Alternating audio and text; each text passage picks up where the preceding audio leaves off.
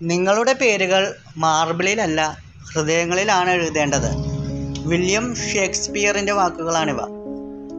എന്നെ പിയാനോ പഠിപ്പിച്ച ഗുരു, വിവാഹം പോലും വേണ്ടെന്ന് വെച്ച് സംഗീതം തപസ്സാക്കിയ മനുഷ്യൻ. ആ സമയം ഞാൻ മാത്രമായിരുന്നു ശിക്ഷകണത്തിൽ ഉണ്ടായിരുന്നത്. വീട്ടിൽ തന്നെയായിരുന്നു പഠിത്തം. ഏകദേശം 6 മാസത്തിൽ താഴെ മാത്രമേ അദ്ദേഹത്തിൻ്റെ അരികിൽ പഠിക്കാൻ ഭാഗ്യമുണ്ടായുള്ളൂ. ചെറിയ സമയം കൊണ്ട് ആ പ്രതിഭയെ മനസ്സിലാക്കാനും കഴിഞ്ഞില്ല. വിവാഹത്തിൻ്റെ തിരക്കിൽ 1 മാസത്തോളം സംഗീത ക്ലാസ്സിൽ എനിക്ക് പോകാൻ കഴിഞ്ഞില്ല. ഒരു നാൾ എൻ്റെ ഫോണിൽ ഒരു മിസ്ഡ് കോൾ.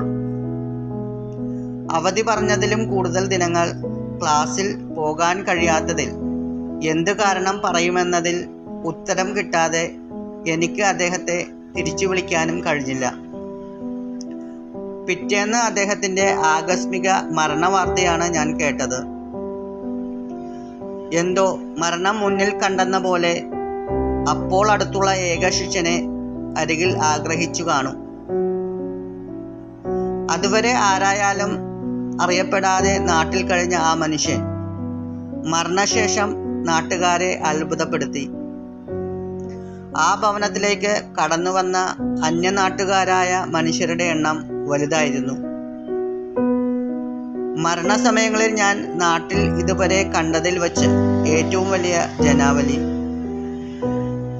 എൻ്റെ ഹൃദയം വീണ്ടും വിങ്ങുകയായിരുന്നു.